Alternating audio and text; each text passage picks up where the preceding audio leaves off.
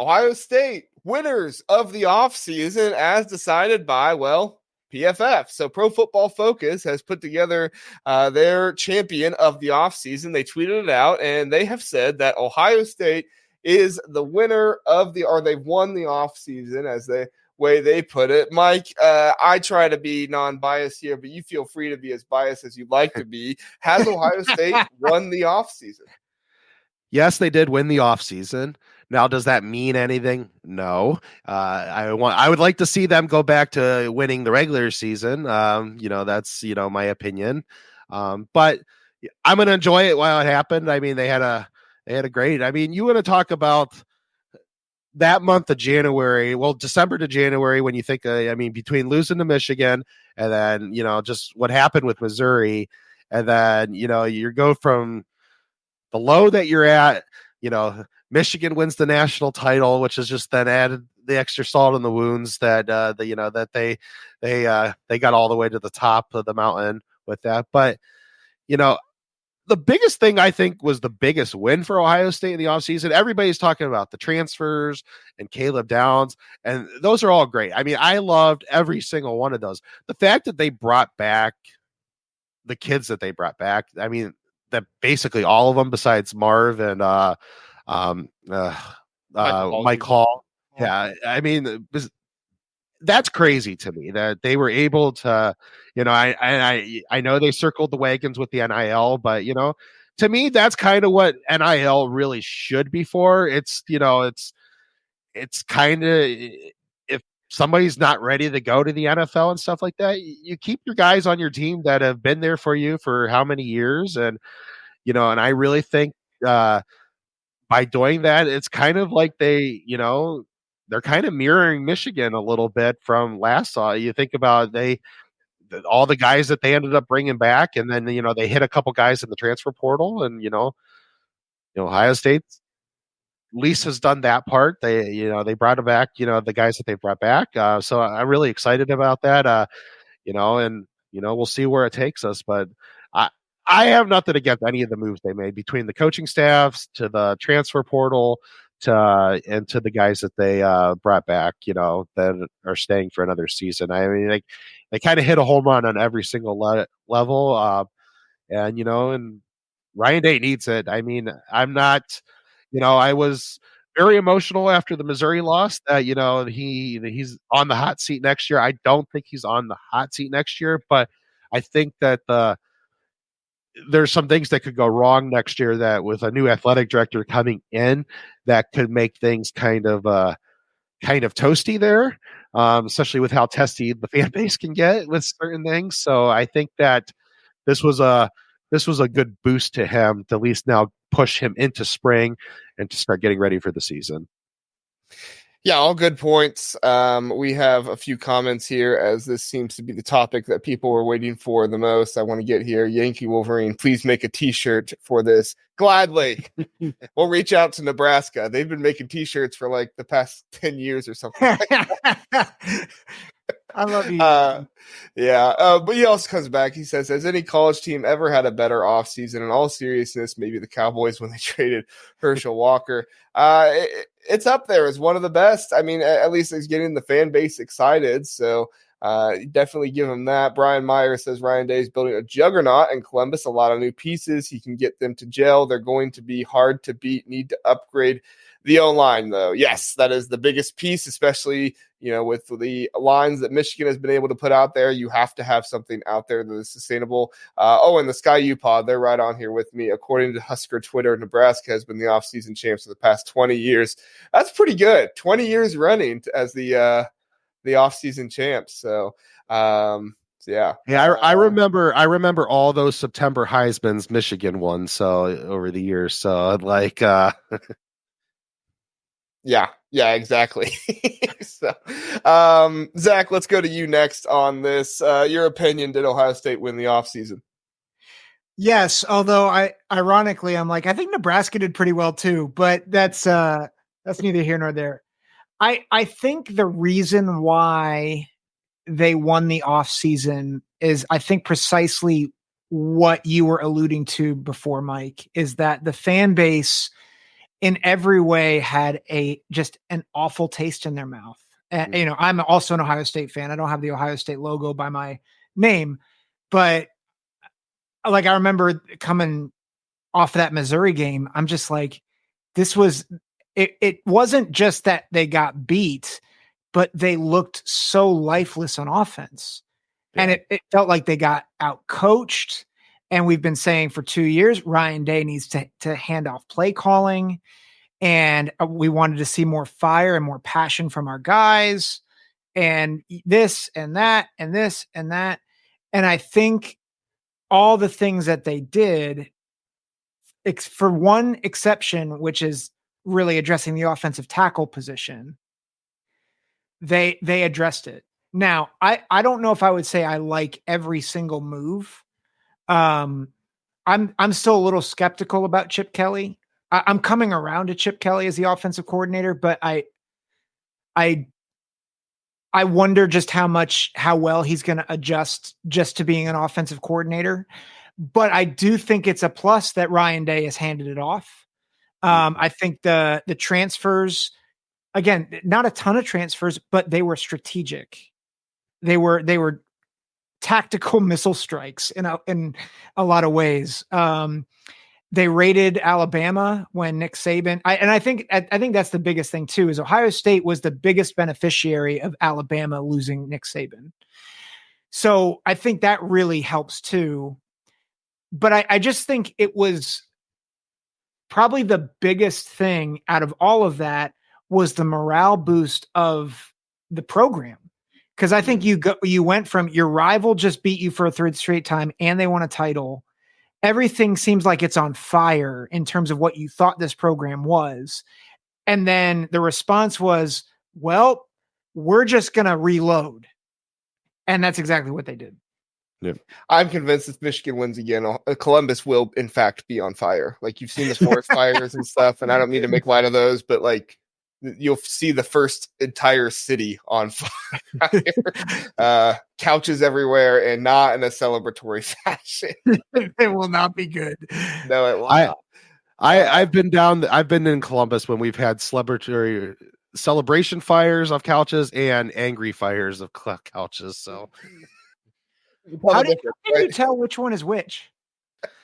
If you watch the game, depending on what the game outcome was that night, like I said, I've been down there for both of them, so it's that's fair.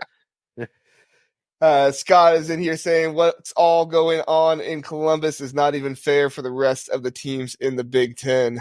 So obviously Scott on the side of Ohio State there. SD, you've been rather quiet. You seem like you might have some thoughts on this. What are your thoughts? Did Ohio State win the offseason? Well, look,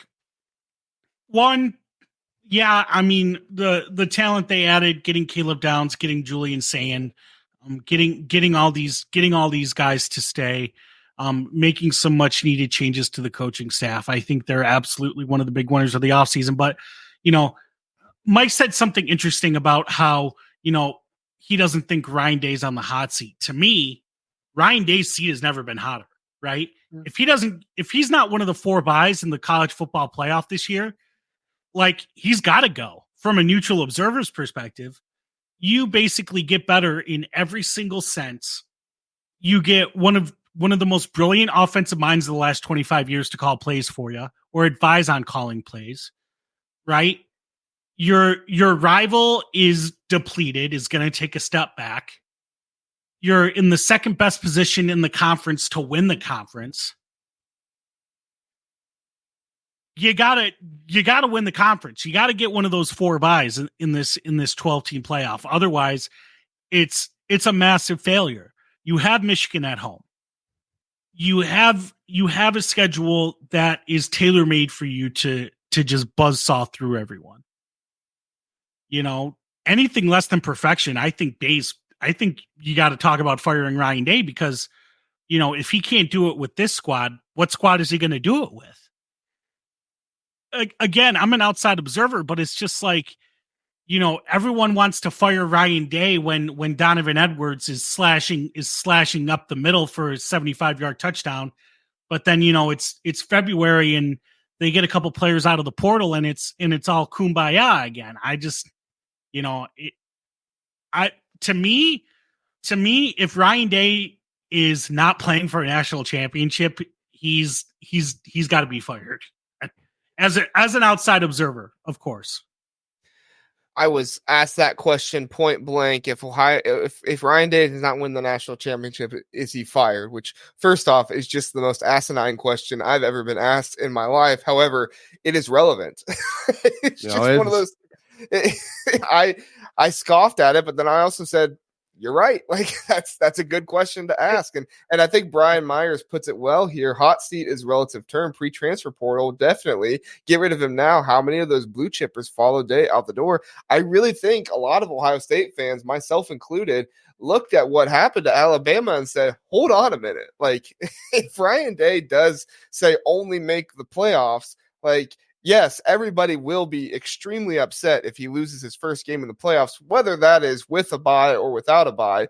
Everybody will be very upset. But like, is it really best to fire your coach when you've seen the mass exodus of what's gone on at Alabama? Because let's be honest, Ohio State does not have a backup option like Michigan did in Sharon Moore, who was able to keep his guys, or most of his guys. The only guy really left that was of any note was Keon Sabb, which we talked about last one. So what were you going to say, Zach?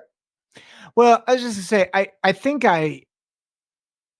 I'll push back a little bit. I would agree that if they don't beat Michigan and they're not in the conference championship game, like it is a failure.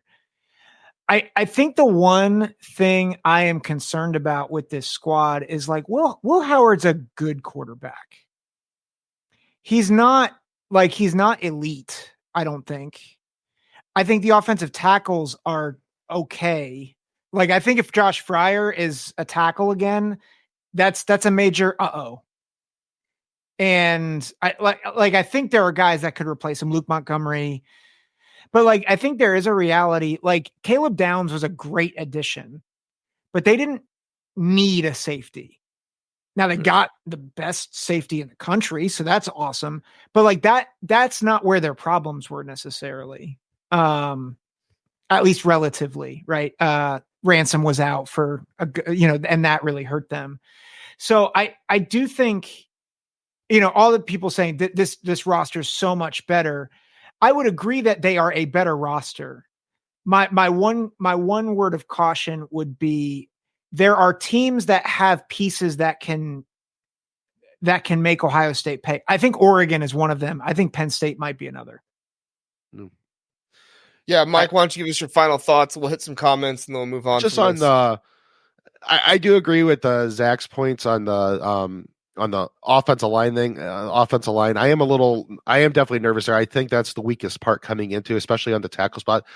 I do like them bringing in Seth McLaughlin, though. I think that kind of reorganizes the line some, that, now that they have a steady player at center, that they can kind of move around a couple of these. I actually think Fryer, at least kind of some of the stuff I've heard just from listening to some of the, the media guys here, is that it seems like a lot of people think Fryer, they're going to really try him at guard, at least going into the spring to see and give Montgomery a shot to start.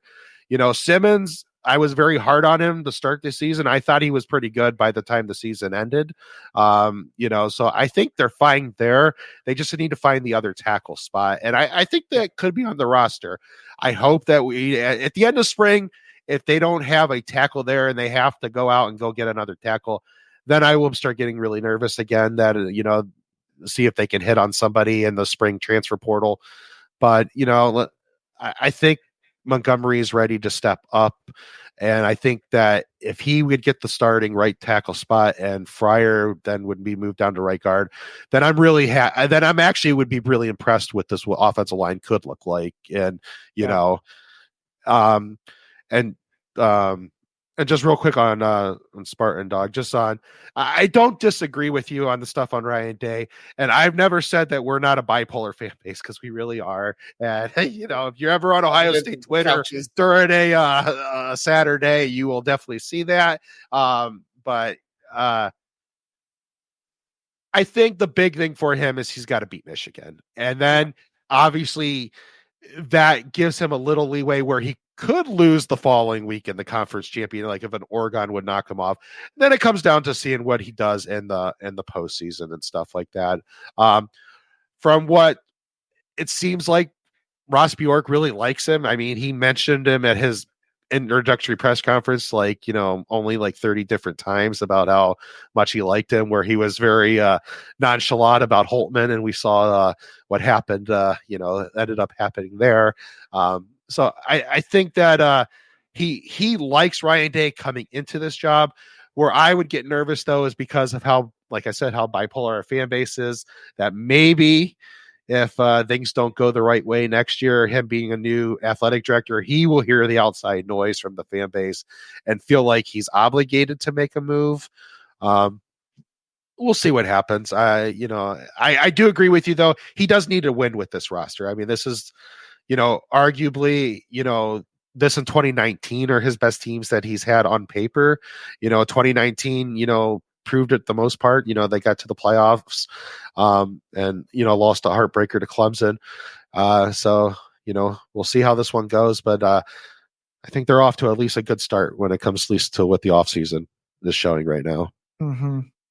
At least off to a good start and off-season champions, somewhere in between there. So wherever you want to put them. Scott says, JR, no way I'm on the side of OSU. I just can easily see the juggernaut the Buckeyes are building. And yes, I think I apologize if I called you an OSU fan, Scott. I think you're an Illinois fan. But and Yankee Wolverine with some honesty here. Ryan Day is a great coach. He's a Michigan fan, by the way. The day he leaves Columbus will be a great day. Can't happen soon enough. If it doesn't happen soon, I can easily see him being the next Saban. Would not surprise me one bit. Wow, that is some high praise there from a Michigan fan. And Sonny, Ryan Day is just Kirby Smart from a few years ago. Once he gets over the hump, he'll be accepted as the elite guy. I think he is. Yeah, it sounds like Ohio State fans need to hold on to Ryan Day from outside perception, at least from some Illinois and Michigan fans there. So Spartan Dog, I hope you're wrong that they Ryan Day, if the predictions from the chat are true, because he's got some favorable predictions there. Thanks for listening to the Big Ten Huddle. Please do like and subscribe. We appreciate that. If this was your first time listening, we are the Big Ten Huddle. We cover all things Big Ten football and basketball. We have a long episode every Sunday, Tuesday, and Wednesday night, all at 9 o'clock. So come in, check us out, get in the chat, let us know what you're thinking. We would love to have you join us and learn more about the Big Ten.